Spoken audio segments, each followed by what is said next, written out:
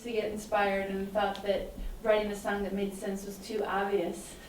Oh, yeah, but think about making being clear. That's pretty interesting. That's a good one.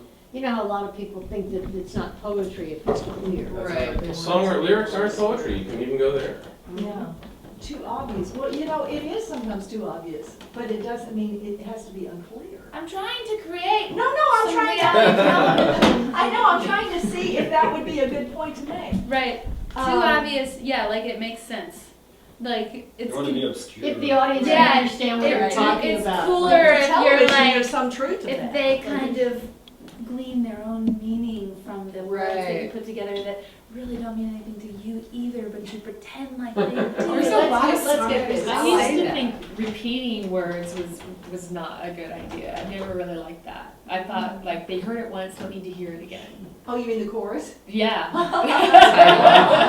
I used to think just get through the song, like almost like the way Morrissey used to write, where he would just be very obscure and rarely had a chorus. Yeah, they always use those obscure people as examples of why they can do it. I think there are some good obscure people Yeah. for sure. Cool plan. That kind of create an image and you still don't really know what it's about, but you have a feeling or something. It's so wonderful when somebody's poetic and you do understand it real clearly, though. I mean, where you can see, this is poetry in essence. It's gorgeous, and you still understand what they're saying. I mean, it's real rare, I think. It's really, I think it's a hard thing to do. I think it takes a good band. It's really about the band and what they're vibing and what everyone's involved in and all that. I think a really good band can do that. Can do what? Like Led Zeppelin. They could just go on Can forever. remain obscure. It mean, can be a little They obscure. can take an obscure song and make it. Make it great. Make it better. Make it great. I always think there's some sort of like, I always think people look down on people who are clear. Like, for example, country music in general, I think that's one of the most clear genres, because there's a very clear story, there's, you know exactly what's happening, they're walking you through it. And I know that people I know think country music is just, so,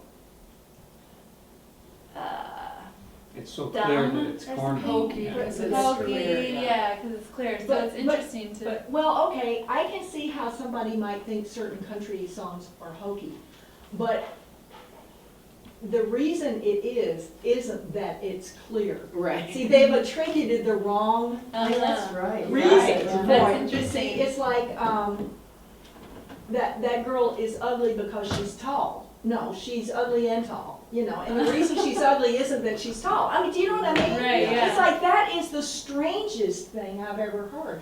Because I'm not, defending country music. I mean, I like it very much I like now. country music I've been too, studying actually. it, actually. I'm from Dallas, but I never really listened to it before. But it has many of the great songwriters have moved to Nashville because they can write great songs there and people appreciate them. Yeah.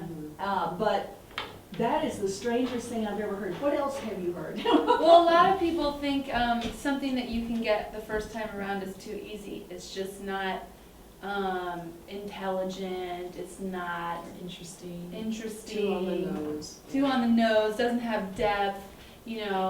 People like things that they can't quite figure out and have to kind of explore and then listen to again and explore some more and stuff like that. So it's been really interesting working with you because I am a very direct person.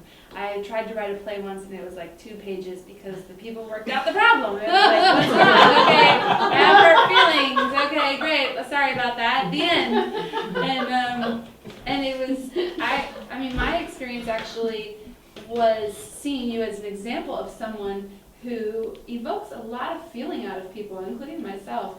And I remember I sent a friend to one of my shows because I bought a ticket and I ended up not being able to go, so I sent my friend.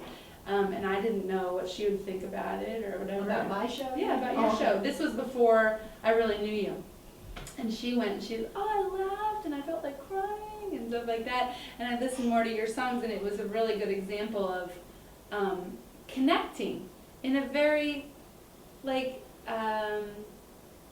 uncomplicated way. There weren't barriers to the connection. Right, well, that's a really good point. I think that communication rides on a very thin line between your mouth and the heart of your audience. And if you break that line because of obscurity, you've lost them.